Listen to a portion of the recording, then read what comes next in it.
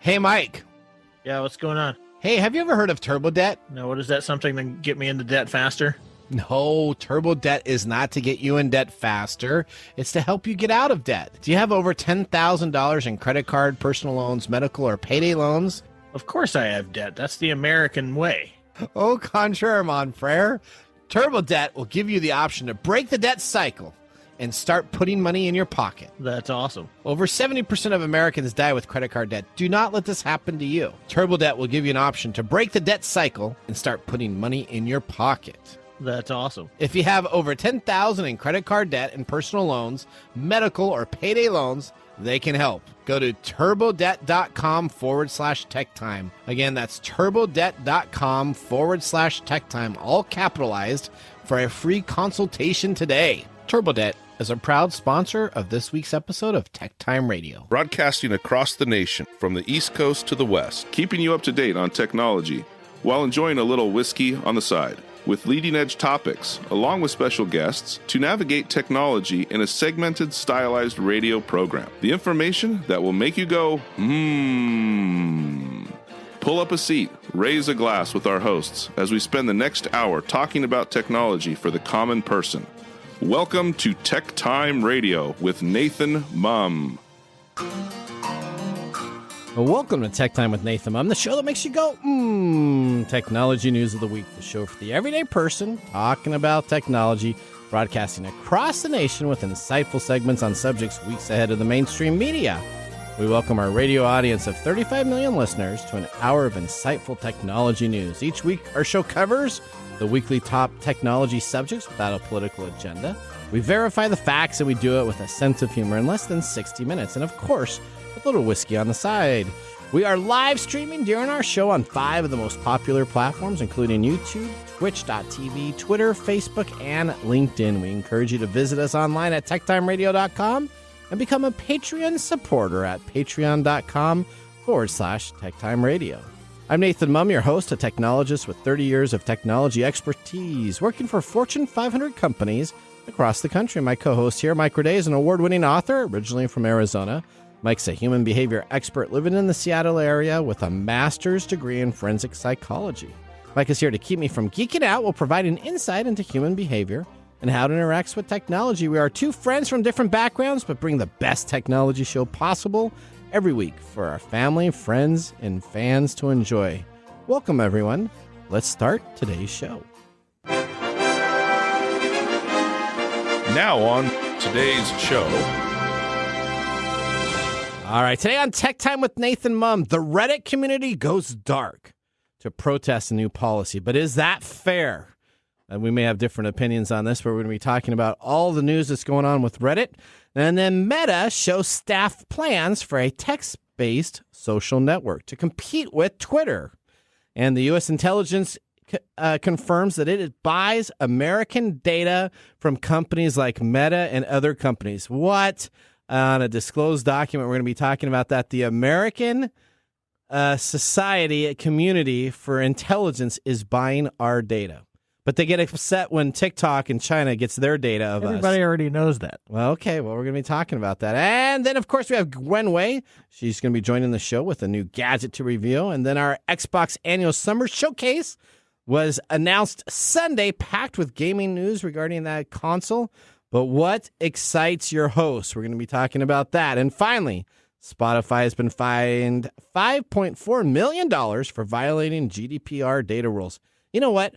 If I'm just in the European Union and I have these GDPR rules, I guess I can just fine every American company because they don't adhere to those deals. What's going to happen with this? I actually added up. There's over $150 million in the last 2 months that have been fined against United States companies that are violating of GDPR data rules. So is GDPR too constringent, or does America just not care? What's constringent mean? Well, are their rules just too difficult to adhere to? You mean constricting? Constricting? Oh, okay. Okay. Maybe. Okay. All right. I don't know. Either that or they're just speed trapping. Well, like a cop where they're just making money. Yeah, they got to make their quota. Make some money. And Mike's story that he's going to be talking about: the iPhone's new OS will let you swear, without autocorrect. All right, that's the whole thing, right? That you just ruined it for everybody. Thanks. Hang on, no, there's more stuff to it. So there you go. In addition, of course, we have our standard features, including Mike's mesmerizing moment this week in technology, a possible Nathan Nugget, absolutely, and we have our pick of the day whiskey tasting during the commercials to see if our selected whiskey pick gets 0, 1, or 2 thumbs up at the end of the show. We have Marc Gregoire in the office today in the studio. We have 4 different whiskeys we're going to be talking about after our first commercial break. He'll explain that. We're going to be sipping each one of these in a particular order to see which one of these we like the most. Yes, so then we'll be wobbling out the door. As the show continues on throughout the day, it's going to get funnier and funnier and funnier, more funny. All right, now it's time for the latest headlines in the world of technology. Here are our top technology stories of the week. All right, the Reddit community goes dark to protest the company's controversial new policy against third parties. But is it fair? Let's listen to our TechTime international reporter, Jom Singh, on the larger user community protest. Reddit, the social network known for its community-based structure, is experiencing a significant protest. About 3,500 of its subreddits will be going private from June 12th to June 14th. Reddit differs from most social networks. Users follow subreddit communities dedicated to specific topics. Recently, Reddit proposed a pricing change to its API, affecting third-party apps. Apollo, a popular Reddit app, would need to pay a staggering $20 million per year under the new rules. Reddit's unique structure means it relies heavily on volunteer community moderators or mods. These mods ensure the content stays relevant and legal. However, Reddit's pricing change has sparked discontent among them, leading to the planned protest. Nearly 3,500 subreddits will become private for 48 hours, locking out non-members. In response, Reddit CEO Steve Huffman alleged that Apollo was blackmailing the company, a claim that Apollo's developer denies. As Reddit users and mods stand up against the proposed changes, the platform's future direction hangs in the balance. All right, so let's kind of break this down. So Reddit has come on out and said that they have to make money to be successful. Kind of the same thing Twitter did, right? When Elon Musk said he's going to start charging for Twitter. Mm-hmm. So all these services, have you used Reddit? I use Reddit a lot. I do sometimes, yeah. Okay, so there's a TechTime Radio Reddit, so you can do a subreddit, which is not blocked, so you can go and get all of our episodes. You're not involved in the protest? No, I'm not protesting at all. So here's what's happening. So third-party apps essentially use Reddit to create a better interface, smoother interface, some funny little icons that can help you post information and have different items that people like on their mobile devices and they like on their desktop clients. Mm-hmm. Reddit has said to stay in business, to maintain their servers, they're going to start charging third-party developers the right to their application instead of using their native app to log in. Now, this is what people are saying, that they don't like the native app. It's too slow. It's buggy. It's inferior to other items. So essentially, Christian Selig, the developer of the Apollo app, said Reddit wanted to charge him $20 million a year to keep his app running. So they're charging probably, the API is charging a monthly fee, would be my guess, plus however many users are connected to it and using it itself. He says he has no choice but to close down the app if they continue to do that. And a part of this is that's the most popular app that's out there. How does Apollo make money? Well, Apollo makes money because they have additional ads that they have within their app itself at the very bottom of the app itself. So you can see a little ad there. Now, Reddit makes money also by their top postings, and they have ads in there also. So you can buy, as you go through Reddit, it's like a bulletin board service where you post information out there. But here's where I have the problem. Everybody's shutting down these sites, right? And they can shut down these sites. They created these sites. There's like an official iPhone site. There's what is it? There's Sacramento, there's Seattle sites, all these different like city sites that you can go to. And they have blocked it so that only the subscribers can continue to have access to it. So with that, essentially the CEO, Steve Huffman, essentially said that he told his employees to block out the noise and that the ongoing blackout of 1,000 subreddits will eventually pass. The memo, in response to popular subreddits going dark this week, announced over 8,000 communities that have gone dark. In his memo, he said the two biggest third-party apps, Apollo and RIF, along with a couple others, have said they plan to shut down at the end of the month, which Reddit is okay with because they want you to use their native app to support their platform and to make money on how many users are on their platform itself. Okay, so what does protesting this by shutting down all these subreddits do? Well, essentially, anything? Well, it's getting a lot of news, right? So it's getting, and all the fan communities are like, "Oh, Reddit, you shouldn't be charging for money." Up in arms. Everybody's up in arms. I can't find my iPhone list. I wasn't on it. I used to go and visit it, but I didn't subscribe to it. So are they going to take them just private? So they're private now.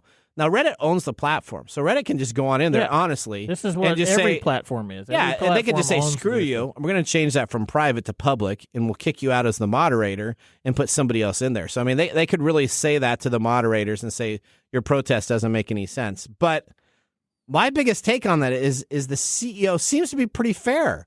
That he has to make money, Steve Huffman, that he has to make money on this platform because they keep on growing. They have more servers, more speed issues that they have to deal with as they continue to grow their communities. Why not charge for third parties to use it? Or you can get it for free, but you have to log into their native app. Is that unreasonable? I'm so confused here. I don't use it, so I don't really know. But if the apps serve to make the platform work better, that sort of makes sense, doesn't it?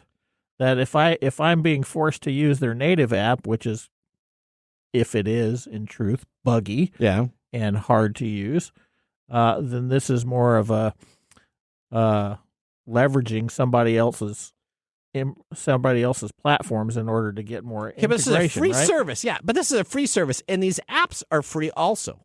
Well, so these people are using. It's not a free service. They're making money somewhere, right? Well, they're making money because they sell ads. Reddit makes money because they sell ads. And the third parties sell ads in their apps themselves. Okay, so Reddit wants to make more money. Yeah. And they want to do it by making it more difficult for third-party people to access it, right? Yes. Okay. So I'm like totally on the side. You're like totally for this? Yeah, I'm totally on the owner's side for this. All right. And the CEOs. These platforms cost money. I cannot believe that we all expect to have social media That's for our free. problem with this stuff is that we run around talking about how it's free for everybody, and then when something happens, who really knows if they're really needing, maybe it's they need money or they need more money. Well, they were supposed to go public, and they didn't go public because the COVID situation hit, and their stock prices dipped a bit. So they would like to go public to make money. Maybe they should go public now. Well, they probably will go public if they can start making enough money to sustain them as a business venture to make sense. I bet you money. Yeah. I bet you money. Yeah. That this announcement has caused another dip. It did. It is. All right. Okay. Because that's how we are as human beings. I just don't understand why we always keep on getting upset when we have free stuff. We can talk about that later. Okay, all right. Maybe that's a Mike mesmerizing moment thing. Maybe. All right, story number 2, Mike. Help me out here. I'm fired up already. Okay, well, you're an Apple user, right? I am. Yes. You're an iPhone user. I use both my Android and my iPhone, but my iPhone's primary. When you try to cuss with your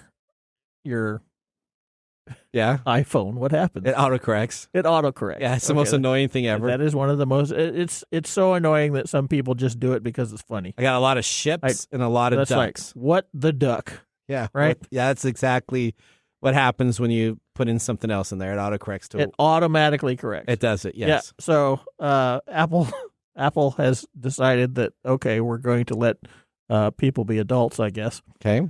And their upcoming iOS 17 iPhone software will stop autocorrecting the swear words. Oh. And they are using machine learning technology to do it. Okay. So you mean they're using AI? AI. But they don't ever say but AI. They don't use the word AI. That's like a no-no word. Machine learning technology. Okay, I got you. So MLT. MLT. MLT, that's right. So the upgraded system is powered by a transformer language model, which Apple calls a state-of-the-art on-device machine learning language model for word prediction. Okay. So you mean like an AI for word prediction? This AI model more accurately predicts which words or phrases you might type next. And it allows it to learn a person's most used phrases, habits, and preferences over time, affecting which word it corrects and which it leaves alone. Now you have this with, you do this with Alexa, right? Well, I think this is funny because they create these things where you can write whatever you want. Yep. And then they create this thing called autocorrect where they don't want you to write whatever you want. Yeah. And then they have to create a machine learning technology so that you can write whatever you want. That is kind of funny, isn't it? Why don't you just start at number one and I just don't know. allow Why you don't to you write? just let people say curse words? I don't get it. Well, I guess we're moving into the morality police came along and said, no, you can't do that. Yes. So now the morality police said that I guess we're old enough to do it. No, I think they figured so what's out going to that we happen? don't need the morality. What happens if I'm a 13-year-old and I start swearing on my phone? Is there going to be some type of governance that needs to be put in that? I don't really know. Maybe that was the original intent. Okay. But kids are going to do what kids are going to do. I mean, as a young kid. I mean, I didn't, but I know as many young kids. Yeah, I'm sure. Yeah, your peer has driven snow, buddy. That's right. You're as white as my shirt. That's right. Swear words were a pretty common language back when you started figuring out what everybody from the dawn of the calculator was trying to write curse words and numbers. Yes, they were. Yeah. So okay. All right. So yeah, there it is. There, your iPhone 17 will allow you to swear with machine learning technology. That's good. All right. Now, okay. Story number 3. Meta has shown staff plans for a text bid for a based social network design to compete with Twitter. Let's go and take any alcohol yet. I know. Let's go to the audio that we have from CNBC specifically about this. Meta is going after Twitter, the company reportedly unveiling to employees a new standalone app that will aim to compete with the Bird. Steve Kovac. Yeah, they're going to flip the Bird. So this has been reported before, but it came out. The Verge got their hands on this internal all-hands meeting that Mark Zuckerberg held with Meta employees. According to this report, a sneak peek at this app that they're building. It's based on Instagram. That would be kind of text-based Twitter competitor. So clearly they see an opportunity here with all the issues that Twitter has been going through, the advertising losses and so forth, and they're going to give it a try. I will note, though, Facebook/Meta has a long history of creating clones of apps of other popular social networks. But by the way, they have a perfect record doing it. Did you know that, Tyler? Well, I was going to say they've been actually successful. Perfect record. Yeah. Everyone has failed. Dun, dun, dun. Everyone has failed. So let me just tell you. So if I'm Twitter right now, who's the bully in the schoolyard? Well, if I'm Twitter right now, I have zero concern that Facebook is going to pull off some imitation Twitter deal that's out there. If you really want to get onto the anti-Twitter deal, we talked about that. Mastodon, we talked about it there. That's the decentralized platform that people go to. So when you get on Twitter and you get all mad at Twitter and you go to someplace else, most people are going to Mastodon at this time. So Facebook is going to kill the Mastodon, huh? Well, they're going to kill the Mastodon, and I guess they're going to go and do some I'm sure it's some crazy hybrid idea of taking some Instagram stuff and WhatsApp stuff, and we'll throw it together, and then he can put out some characters out there, and then he can be tracking on what's going on. It's good to know the law of the jungle is at work, even as we speak. That's right. That's right. Well, Meta's chief product officer, Chris Cox, this guy's an idiot, said coding was underway on the platform. The tech giant aims to release it soon, although no date was given. There's some speculation it could be as early as the end of June. The text-based network has a working title called P92. Is that like P90X? That's what I think of, too, like the workout stuff. Yeah, that's all I think of, too. Could it turn out to be the greatest rival against Elon Musk's Twitter other than Blue Sky or Mastodon? I will take a betting absolutely no. I'm going to think that Twitter is probably too well established for Meta to mess it up that much. I would be. So here's the biggest thing here that comes on it. Meta says that it has 2 billion users, which dwarfs the 300 million that are believed to use Twitter. So it figures that it can muscle its way into a brand new technology with no existing user base by just converting over your Instagram community. Wow. Well, if they have 2 billion users, is that active all the time? 'Cause I know we've done reports where like Meta reports these humongous numbers, but only a fraction of them are actually active. You got to remember, Twitter used to have like 60% more accounts until Musk went in there and got rid of all of them, the fake accounts. So these 2 billion. Meta smells blood. Oh, yeah. 1 billion of these could be fake. Yeah. Right? Meta smells blood, and they're going to be like, hey, let's attack this right now. All right, last story. I got to go quick because I'm only supposed to do 3 stories. Story number 4, U.S. intelligence confirms it buys Americans' personal data. A new declassified government report confirms for the first time that the U.S. intelligence and spy agencies purchase vast amounts of commercial information on Americans, including data from connected vehicles, web browsing data, smartphones. Essentially, the government, under its own admission, says that it purchases intelligence that it would consider to be the same type of intelligence as it would be using if it was doing a warrant, wiretap, or surveillance. So they say that essentially this is the same stuff that they would get with these other surveillance areas, but now they have officially released that they do buy our personal data. Okay, they added themselves. Who cares? Okay, all right, well, when you're trying to ban TikTok and China from doing it, and then you're the country that's doing it yourself too, isn't that kind of a little bit this whole equity thing that you got going on with governments is kind of weird. Okay, all right, okay, there you go. All right, well, that ends our top technology stories of the week. Moving on, we have Gwen joining us for our Gadgets and Gears segment after the commercial break. You will not want to miss this segment. We got a device here, and I got some insider information from I wouldn't want to say it. I'll say it when we get into there regarding how great this device is. So this is a pretty cool device.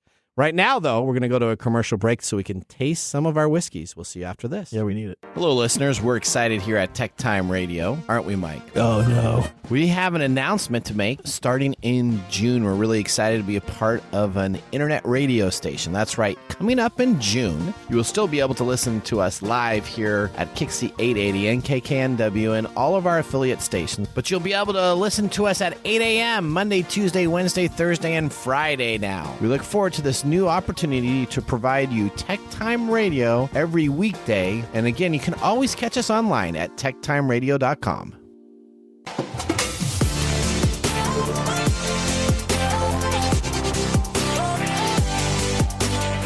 Welcome back to Tech Time with Nathan Mumm. Tech Time is a weekly hour technology show that talks about current technology in a simple format without having to geek out. Brought to you by myself, Nathan Mumm, and Mike Day. We just had our first whiskey tasting during the break. Oh boy, that was bitter. And now we have Marc in the studio to tell us what we are sipping in our pick of the days. Marc, what have we chosen today? What are we doing today, Marc? Today we're doing a flight fight. Oh, a flight fight. A flight of Maker's Mark wood finishing battle. Okay. So we have 46 cast strength versus BEP versus a private select from West Slope Liquor in Oregon and a private select from Uptown Liquor in Oregon. Okay. All right. So explain the differences real quick for the listening audience. So what kind of are the differences? Is you have one flavor is the primary flavor, but each of these are kind of individually taken care of? I'll give you a general one, and then the Mark's Mumbles, we go a little bit deeper into it. Okay. But basically, the 46 cast strength is just a regular selection, everyday shelf one that they have put out. The BEP is a special wood finishing one that Maker's Mark put out, and then private selects are ones that were developed or chosen by the stores specifically. They're all from Beam Suntory. They're all from Maker's Mark Distillery in Loretto, Kentucky. All straight bourbon, roughly 6 years old, and these are all what's considered a wheat bourbon. So it's still 51% plus corn, but the secondary grain is wheat, so they tend to be a little bit sweeter. They're all four of these are roughly within the same proof point. We have 110.3, 110.7, 109.9, and 111.9. So just right within a percentage point. The mash bill, since you were asking, is 78% corn, 12 malted barley. Oh, no, sorry. That's wrong mash bill because this is a wheater. Yeah. I forgot to change that one. Okay, that's all right. Mash bill's unknown on this one. Just secondary is there. And price is interesting. Okay. So the 46 cast strength, which is the general release, was $60. The BEP, which is their special wood finishing, was $65. And then the private selects are $75. $75. Okay. Those are all Oregon pricing. Tastes like wood finisher. Yeah. Maybe that was the first one we tasted. Maybe. That first one was oof. Okay. So a little description here. Maker's Mark from their website, they say BEP, which is their new, that's the one you're actually going to give when we figure out which one that is. That's going to be the thumbs up or thumbs down. Okay. So that's a limited release bourbon that showcases the influence of Maker's unique 110 barrel entry point, also known as BEP, barrel entry point. Wow. It was crafted to amplify the balanced wood sugars, softer tannins, and lasting finish achieved with low 110 barrel entry point. Special finishing stays were used to amplify the notes of vanilla and sweet spice that occur from the lower barrel entry. And BEP is the fifth and final bourbon in this chapter of the wood finishing series. So be sure to keep an eye. They're going to be kind of like a introducing season new finale series. then, is that what you're It's the saying? season finale. Okay. I hope all it's right. not like Game of Thrones. Where the last season was horrible. All right, well, with our first whiskey tasting completed, let's move on to our feature segment today. We have Gwen joining the show. She's an expert in cybersecurity during the day and a game board geek in the evenings, the producer of TechTime Radio and our gadgets and gear gal. Let's get ready to start our next segment. What's new in our gadgets and gear? All right, Gwen, welcome to the show today. Hi, Gwen. Thank you so much. Happy to be here. Oh, we got Marc in the studio, and we got a lot of whiskey here, so we're going to have Nathan's already slammed some. So. No, I haven't. I'm I was just going to say, tasting. that's quite a few bottles. That is for quite, sure. that is quite a few bottles.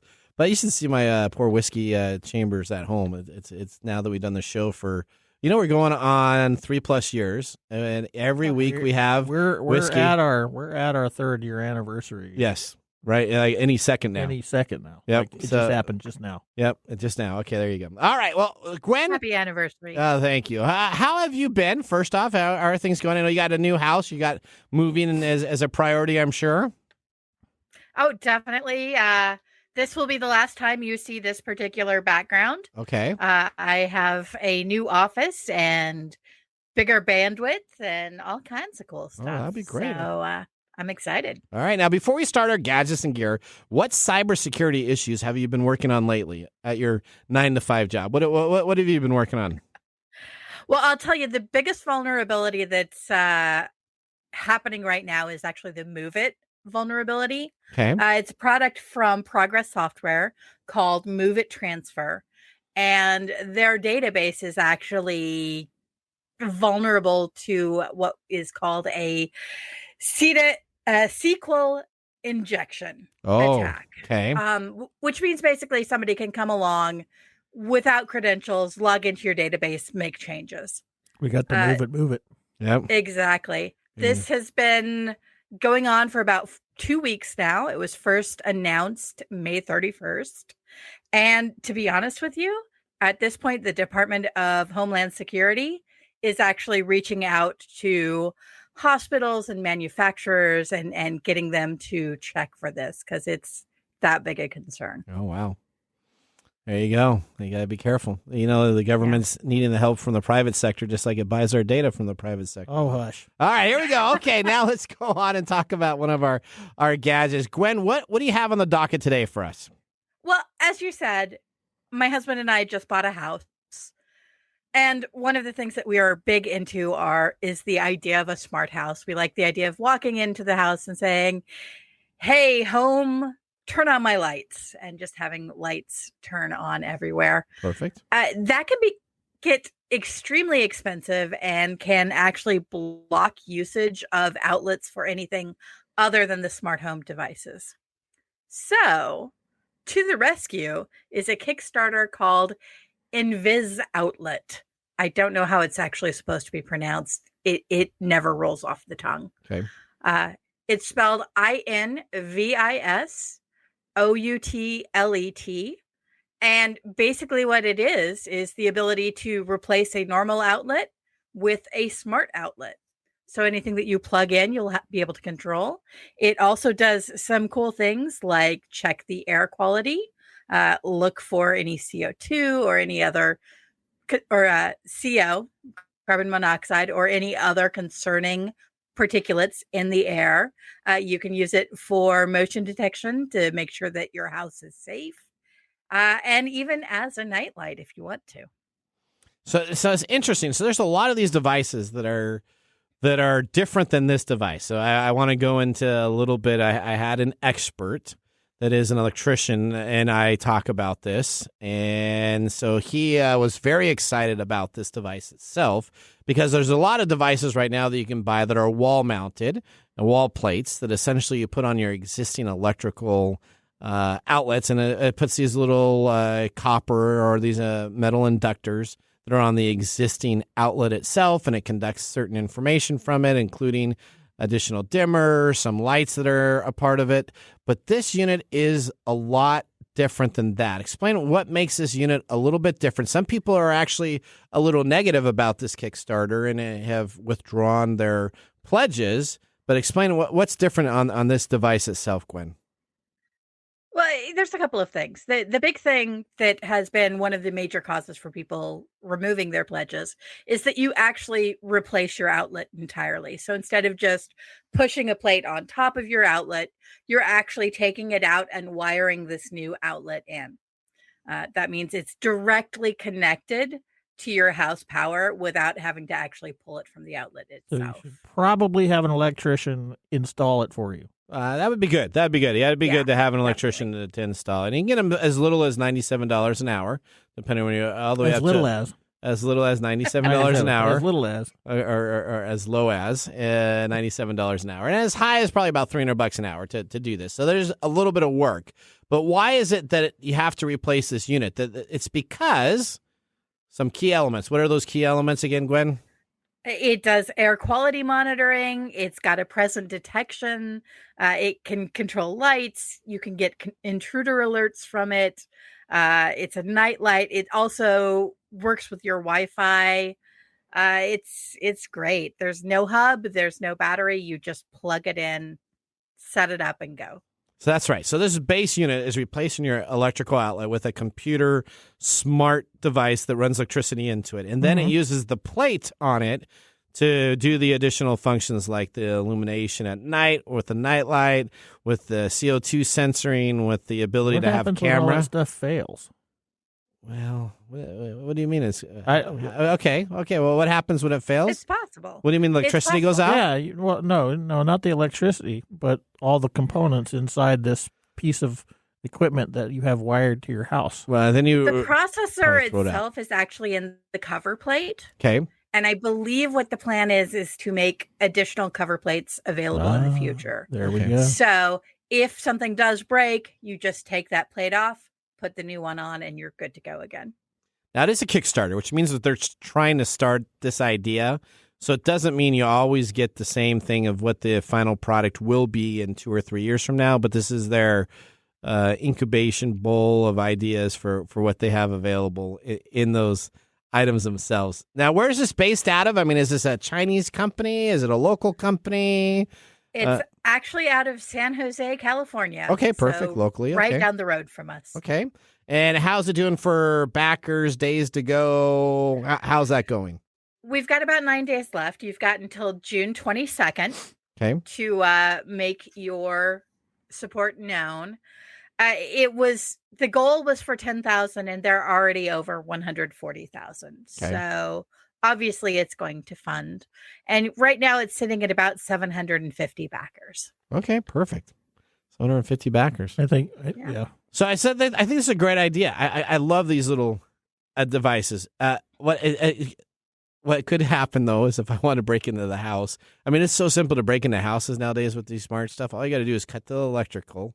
And then why are you telling everybody how to do it? And then essentially you can do everything in a house that you want to because nobody has backup 4G devices normally plugged into their stuff. I already have a particle notifier. It's called my nose. Your nose? Okay, there you go. Well, okay, there you go. All right. Well, Gwen, did you back this individually yourself? I did. And so did I. Definitely. I think you should, pronounce it in French, and that'll make it easier to say. Invisualate. Invisualate. Okay. I like that. Simplify your smart home setup. Okay, no. You don't get to do those. Okay. All right, Gwen, thank you so much for being a part of the show. Every second Tuesday of the month. Gwen! There you go. There's Mark coming on in there. You are a vital part of what makes this show great each week. Thank you so much. Tell your husband best of luck with all the moving stuff, and if you need some help, you can call me. I won't pick up. But no, give me a call, and I'll be more than willing to help you out. Thank you so much. All right. That was a great segment. We thank Gwen for being a part of the show. She's a great part. She's a great friend. I've known her for many years. Her technology is spot on stuff that she works on. It's perfect. So that ends our gadgets and gear. Up next, we have This Week in Technology. So now would be a great time to enjoy a little whiskey on the side, as we will be doing so during our break. You're listening to TechTime Radio with Nathan Mumm. See you in a few minutes. This is Marc and Greg for Copiers Northwest with a terrific offer called Printer Care Plus. It's simple. Buy HP printer cartridges from Copiers Northwest and we'll service your current printers for free. That sounds too good to be true. It's made possible due to our HP Copiers Northwest relationship. Copiers Northwest is an HP Platinum partner, one of only 2 in the entire Northwest. And now with Printer Care Plus, Copiers Northwest will provide free printer service as long as they purchase genuine HP cartridges from Copiers Northwest. That's right. IT departments no longer have to service printers or fix paper jams with Printer Care Plus. They can focus on more strategic initiatives and let our experienced technicians keep their HP printers up and running. Sounds like a love-love relationship for IT departments. Don't get too carried away. So how do they get more details on Printer Care Plus? Call Copiers Northwest today, 206-282-1200, or visit copiersnw.com. Copiers Northwest. New ideas, new solutions. And now, let's look back at this week in technology. All right, we're going all the way back to June 14th, 2013. The United States federal prosecutors filed a criminal complaint against Edward Snowden, charging him with 3 felonies, theft of government property, and 2 counts of violating the Espionage Act of 1917, with authorizing communication of national defense information and willfully communicating of classification, intelligent information to an unauthorized person.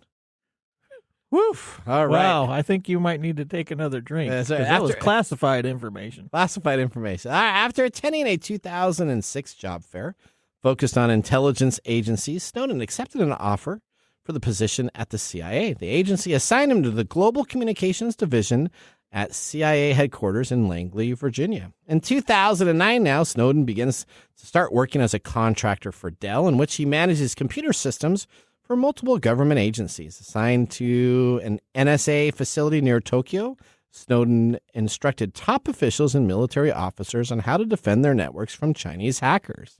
Snowden is known for copying and releasing many highly sensitive documents after working as an employee for the National Security Agency, and is considered one of the largest internal hacks known by the United States government.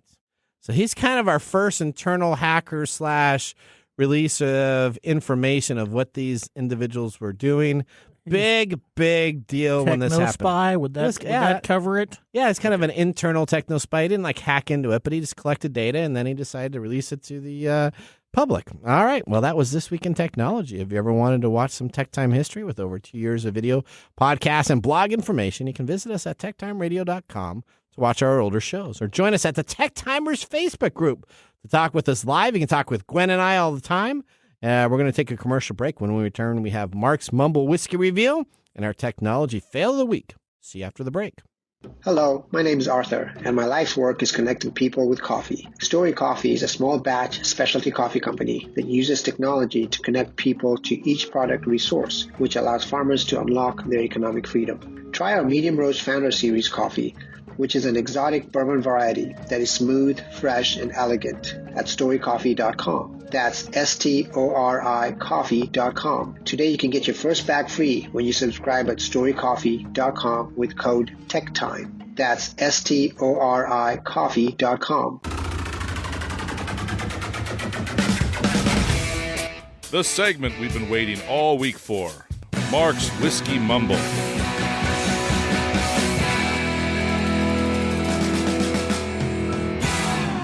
All right. What crazy day do we have today, Mike? National Butterflies Day? I don't know what Upside day down? it is. I know. I'm just going to make up a day. Okay. I can tell you today National comes... Bald Guy Day. Oh, there you go. No. Okay. Today does come with a warning, though. Uh-oh. You can't be drinking and doing this activity today. Uh-oh. Today is International Axe Throwing Day. Oh, okay. Oh, no, that sounds like throwing. I should be drinking while throwing axes. No. So it's encouraging for axe throwers, professional and amateur from all around the world, to celebrate the urban sport. So today a lot of them are having free tryouts. Oh, I could be on an axe throwing team. Yeah, or just you should free probably throwing. never go around an axe. I did. I just went like 3 months ago to an axe throwing event itself. I know, and you got hurt. My ego was hurt. Let me just tell you. Oh, that. okay. I don't know how you get it to stick in the freaking wood. Mine kept on bouncing out, and That's because you don't know how to throw an axe. All right. Okay. Well, tell us more about this whiskey. I just tasted the green one during the what break. is an axe? What's the main function of an axe? To cut wood. And we're doing wood finishing series today. Oh, the tie-in. Okay. That was clever. All right. Thank you. Kind of like Parlance and cream ice cream. So I'm going to try it. I'm going to tell our astute listeners more about this Maker's Mark and the wood finishing while you continue tasting the whiskey. I believe you're on the fourth one, which is number red. And then I ask you, after you taste that one, go back through the opposite way back through them. Okay. Well, tell us more. All right. So Maker's Mark exploration of the wood finishing began with the creation of Maker's Mark 46. This discovery opened new doors on how makers could be expanded on while staying true to its original taste.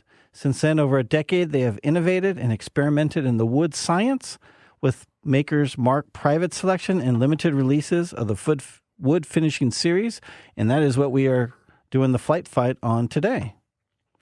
Now, in experimentation with the independent stave company, they're able to highlight certain flavor characteristics from their original Maker's Mark, each with its own unique expression. Private selection, which we have 2 of those today, is created by adding 10 custom wood finishing staves to each barrel. It's then aged in a limestone cellar to extract a unique flavor profile. Participants in this special barrel program get to have a say in the selection of their 10 wood staves. The finishing staves can be any combination of 5 flavor profiles chosen for the program. That means you have 1,001 possible stave combinations, each an expression of a private selection that has customized finish and taste profile. Okay. So with that, of the 2 private selections we're tasting, one of them is really unique. There's only one, that one's from Oregon, and there's only one other one in the U.S. that has ever chosen their exact combination. Okay. The other one is a little bit more prevalent. Okay. And the one that's more prevalent is known as the creme brulee one. Oh, okay. All right. Well, don't give it away yet because we still have the pick of the days coming on up here. I have made my order of what I thought was best. Starting with really? I don't know if I'm even going to pay attention to your order. Okay. I think your palate is shot. Oh, wow. All the thumbs up for those awful flavored whiskeys that you give. I just don't think you know what real whiskey tastes like anymore. Okay, what were you doing there, man? What's that? Wow. I'm just glad there's no more of that apple cat pea whiskey here today. Minor inconvenience. And a little shout out tomorrow. No, that's the wrong thing. That's the wrong tomorrow, thing. Guys. Yeah. National Bourbon Day. I know it's not today, but tomorrow's National Bourbon Day. So we do have to I'll be celebrating that definitely. All right, we'll be back to see what your list is and who wins and who loses. Okay, now let's get ready for our technology fail of the week, brought to you by Elite Executive Services. We are out of time. Congratulations, you're a failure. Oh, I failed, did I? Yes. Did I? Yes. Did I? Yes. Now, this was a tough subject. Last night when we were doing our show prep, we couldn't find a technology fail, but thank goodness for Tuesday morning. Thank goodness for Tuesdays. That's right. Spotify has been fined $5.4 million for violating GDPR data rules. A Swedish regulator says the company wasn't transparent enough about how it's handling user data. The Swedish Authority for Privacy Protection found that while Spotify gives users personal data that it processes upon its request, does not inform clearly enough about how the data is being used by the company. It said the Spotify should be more transparent about how and for what purposes individual personal data is handled. The lack of clarity meant that it was difficult for individuals to understand how their personal data is processed. Well, it goes to the local United States government, and then check whether their handling for personal data is lawful. Spotify offers all users comprehensive information about how personal data is processed, the company said, which is based in Sweden. It told TechCrunch in a statement that the regulators found only minor areas of our processes they believe needs improvement. However, we don't agree with the decision and plan to file an appeal. All right, we're going to head out for our last commercial break. When we return, we have Mike's mesmerizing moment brought to us by Story Coffee and a possible, absolutely Nathan Nugget, along with our pick of the day. So sit back, raise a glass, You're listening to TechTime Radio with Nathan Mumm. How to See a Man About a Dog. It combines darkly comic short stories, powerful poems, and pulp fiction prose to create a heartbreaking and hilarious journey readers will not soon forget. Read How to See a Man About a Dog, collected writings, for free with Kindle Unlimited. Ebook available on Kindle, print copies available on Amazon The Bookpository, and more. This is Mike's Mesmerizing Moment, presented by Story Coffee. Visit storycoffee.com. All right, here's our mesmerizing moment. Mike. No, Mike. What's my question? Do you think protests work?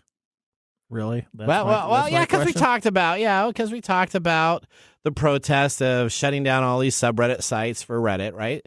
So do protests really work? Well, I can't really give you an answer on that because it depends on what the protest is, why it's being protested, what the company is going to do about it. Do you think protests work? That's what I'm asking you personally. Do you think they work? Okay, so we have the right to protest in the Constitution, right? Yep. So that's part of our constitutional freedoms is the right to protest. And to bear guns. I don't know how that is relevant in this case. I'm just saying those are the things.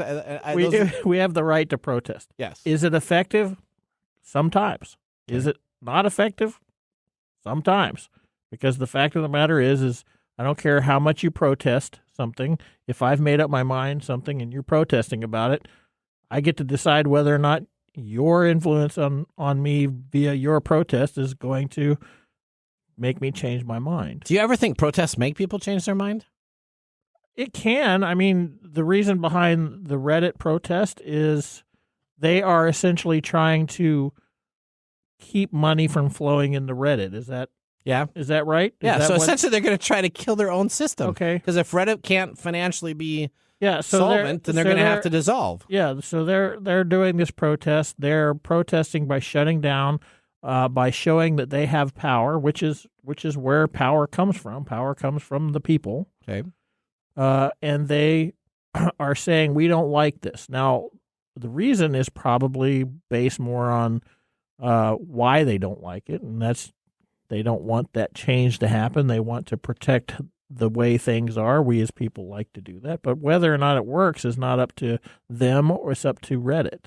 Okay. If they feel enough pressure, Reddit may change their stance. If they don't feel any pressure or they want to gut through it, they can do that. But, if you're getting thrown out of the bar for inappropriate behavior and you make a protest, what determines whether or not you get that changed? Okay. I mean, this is just a simple interaction between. So I can't really answer that question.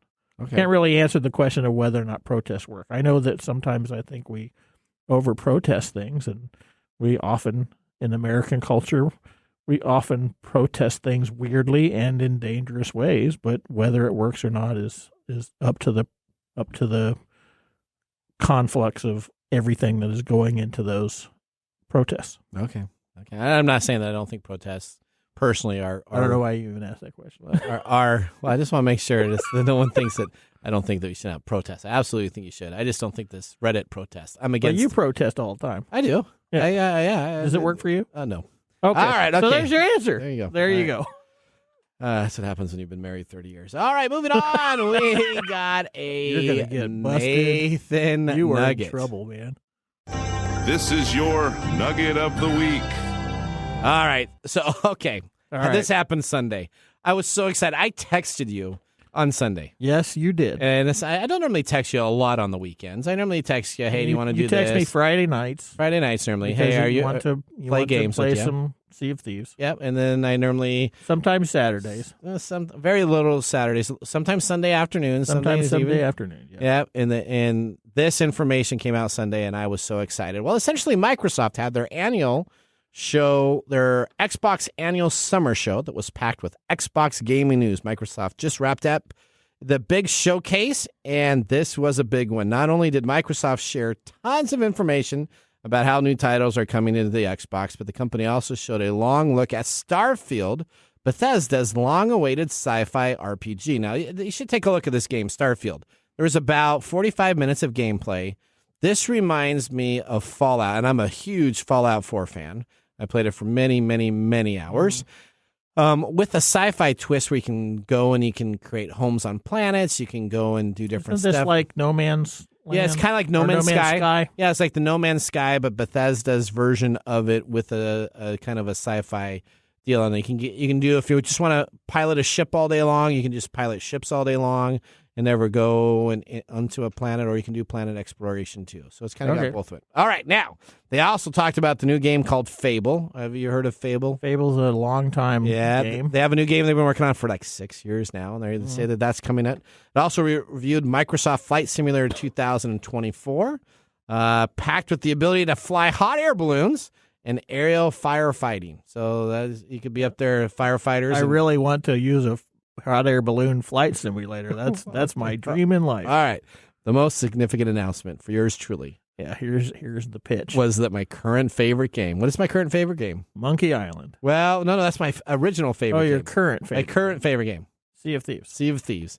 Essentially, a game from Rare is doing a crossover of The Legend of Monkey Island on June 20th as a 3-part special series. Yes, I know. That's for what I got texted Sea on of Thieves. Sunday. That is, I ran into the house, and I mean, my poor wife has no clue. She just knows I play a pirate game with you. That's what I say. I'm going to go on and play Sea of Thieves with Mike. She I made her watch the trailer, not only once, but like 3 How many times. times? 3 times? 3 times. And it was, every single time I was like jumping up and down. It reminded me like opening up a Christmas gift present as a young child. It was so exciting. Yeah, you were right. so giddy about this. What did you say? This is the best moment in your life? It was one of the best. No. There's. I said one of the best. moments. Are you sure you said one of the best, or was the best thing that ever happened to you? I did. All right. Well, now we're gonna move on after that great news to our pick of the day.